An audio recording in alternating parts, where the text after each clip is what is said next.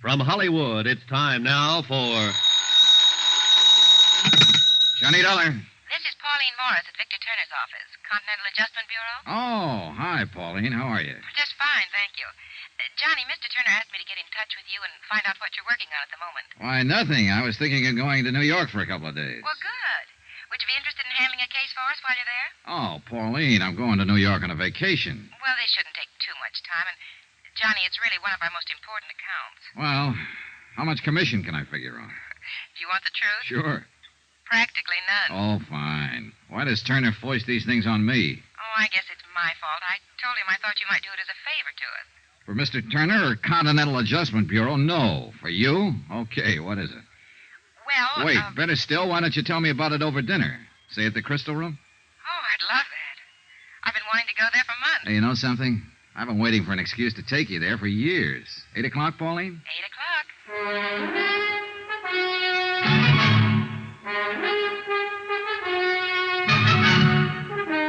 Tonight and every weekday night, Bob Bailey in the transcribed adventures of the man with the action-packed expense account, America's fabulous freelance insurance investigator. Yours truly, Johnny Dollar.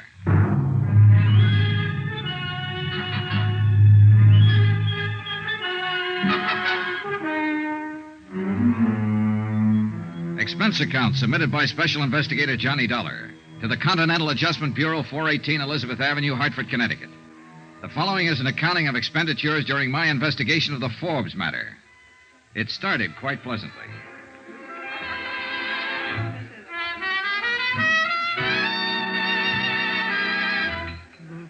Oh, no, Johnny, let's go back to the table and eat. I'm tired of dancing. Yeah, but once you sit down, you'll start talking business again. Well, of course I will. I do have a job to keep. Okay. Frustrating girl. Besides, the sooner you clear up this case, the longer you'll have for a vacation in New York. I said okay. There you are, sit down. Thank you. All right, Miss Morris. Let's have the bad news. Well, the insurance company is Delaware Eastern Liability, New York office. Yes, ma'am. Their client who filed the complaint is a large dress manufacturing company, Century Styles Incorporated. Yes, ma'am. Oh, and if you can manage to pick up one of their latest creations in my size while you're there, I love you forever. Yes, ma'am. Now, let's dance. No, wait. The auditors found a deficit in their books, $4,285. Well, naturally, the head of the company wants a settlement. Yes, ma'am. Now, let's... And, Johnny, your biggest problem will be Mr. Elliot. Mr. Robert Elliot, who I understand is something of a personality problem. He can't be any more of a problem than I'm having with you. Now, let's dance. Expense account item 2, $28.63. Train fare and incidentals getting from Hartford to Manhattan.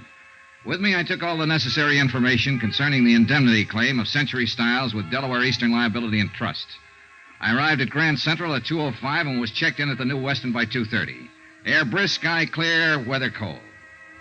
Expense account item 3, 10 cents, phone call to Robert P. Elliot, Century Styles Incorporated. Mr. Elliot said he would be happy to see me, so I went right over and found a 4-story building that housed 2 floors of factory and 2 floors of offices. The factory was the usual crowded, noisy collection of machinery and people. The general offices overstuffed and overheated and overcrowded. Girls, you must get ready. Come on, girls, now. What the sandhill?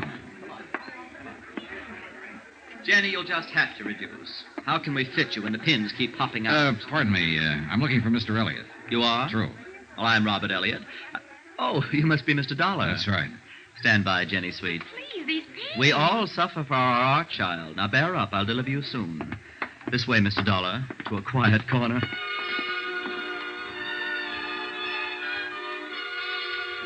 Mr. Elliot was small and wiry, wearing white huaraches, green slacks, a corduroy jacket, and a flower print shirt of no identifiable color. As I followed him across the large and elegant showroom floors, I couldn't help stealing glances at the merchandise, animate and inanimate. Everything I saw was strictly high class, a group of goddesses. Mr. Elliot led me through a pair of swinging doors into an office with a carpet so thick I couldn't see my shoe tops.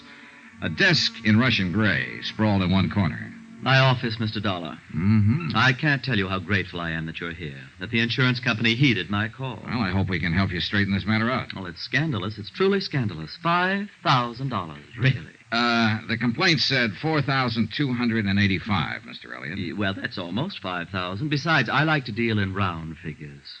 Brett and Arnbeach are my auditors, and they said that you are the very important investigator in insurance circles. Well, I'm flattered. Did they happen to leave a copy of their findings? Yes, they did. They most certainly did. But before I give it to you, I must explain how awful this situation is. Please do. Well, you've no doubt heard of Patricia's things.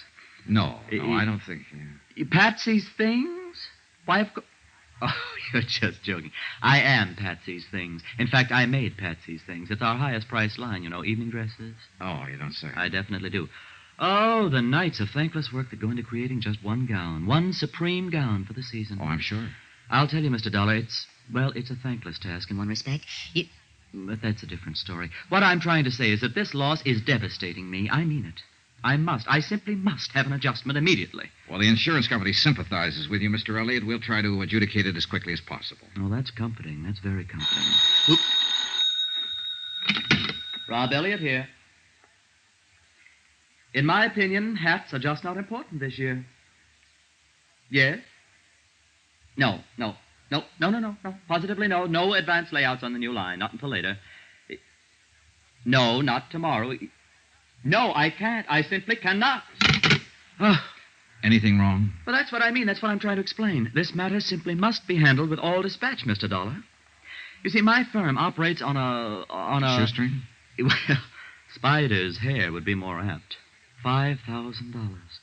Mr. Dollar, that comparatively small loss is stopping me from showing my new line of Patsy's... The evening dresses? Yes. I must show them before month's end or I'll lose my entire opportunity for profit. So, you see, I must have compensation for the loss. I think I get the picture, Mr. Elliot. There. That was the newspaper calling, and it's terrible. They all want advance viewings of my new line, and I simply can't afford to. I can't afford to pay my help to produce the models. Mr. Dollar, for 3 agonizing months I worked. Frantically, I drew, I cut, I stitched. And not one warp or woof of my creation can be exhibited, unless this matter is settled. Then suppose we get down to business. Well, the business is that some ruthless brigand pussyfooted off with my company's money. Well, do you have any idea? I don't have, no, not so much as a footprint or a strand of hair.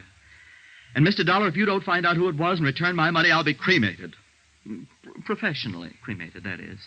Why, I might even have to join the Foreign Legion. Well, don't worry, Mr. Elliot. If your loss is verified, and apparently a reputable auditing firm has already done that, I can assure you that the insurance company will reimburse that loss in the time it takes to get a check made out and in the mail. Oh, good. I'll be forever grateful. Well, while you're in this mood, would you mind me having a little closer rundown on what happened? Well, the auditors simply uncovered a shortage, that's all. I know that much, Mr. Elliot. May I see their report? Yes, of course.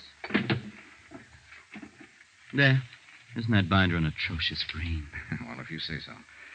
I'd like to keep this, Mr. Elliot, to verify my report. Of course, Mr. Dollar. Anything at all. Just save me. I left Mr. Elliot in a fainting condition, went back to my hotel, and studied the auditor's report.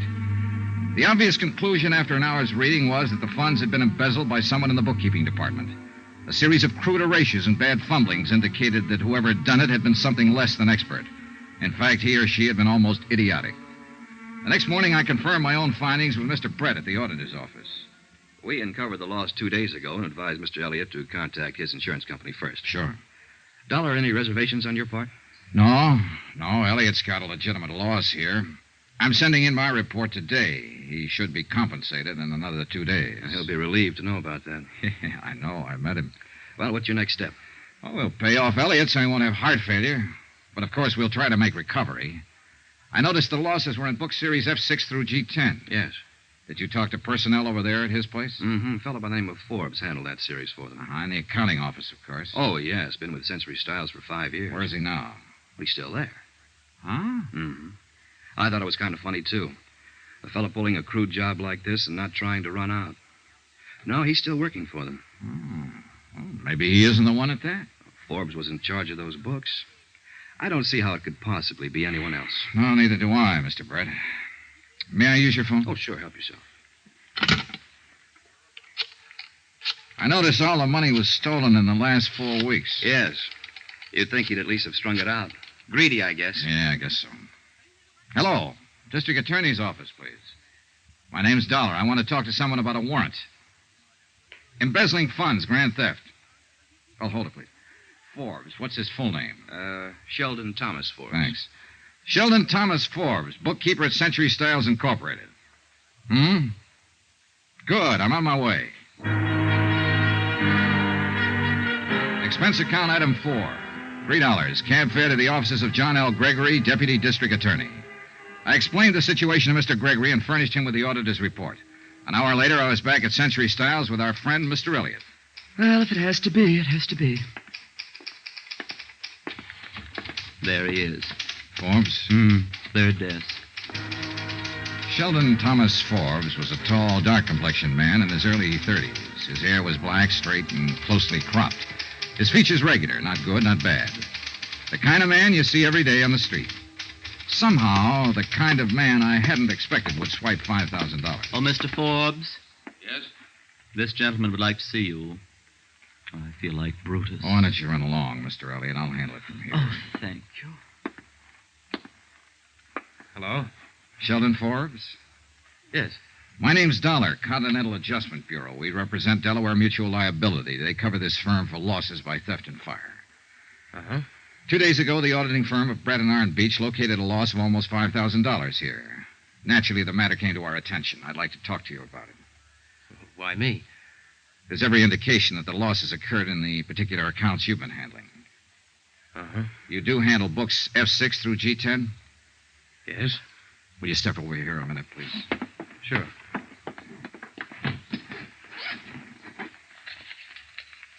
Would you look at this, please? Your figures? Yes? Your handwriting? Mm-hmm. Your entries and your initials? Yes. Well, what do you have to say? Nothing. Look, you know why I'm talking to you, why I came to you first. Yes? Still nothing to say? Nothing. Well, aren't you being a little silly? Why? I stole the money. You've proved it. What am I supposed to say? You admit it. How can I deny it? Okay, we've got that much covered. Well, look, my company's interested in recovery of $4,285. Do you understand? I think so. Oh, now, Forbes, come to your senses. What do you want to do? Go to jail, or do you want to give the money back? Oh, that's funny. Well, no, I don't think it's funny. I doubt if you will. I've got 16 cents in my pocket. Will that help? Where's the money? I haven't got it, Mr. Dollar. You'll have to take me to jail. Shall we go? Okay.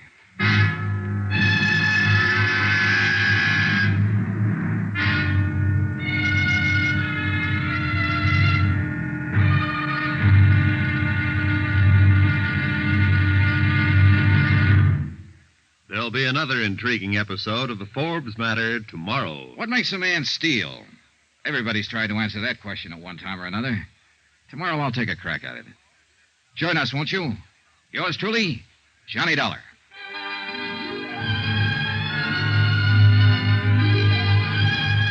Yours truly, Johnny Dollar, starring Bob Bailey, is transcribed in Hollywood. Written by John Dawson, it is produced and directed by Jack Johnstone. Be sure to join us tomorrow night, same time and station, for the next exciting episode of Yours truly, Johnny Dollar. Roy Rowan speaking.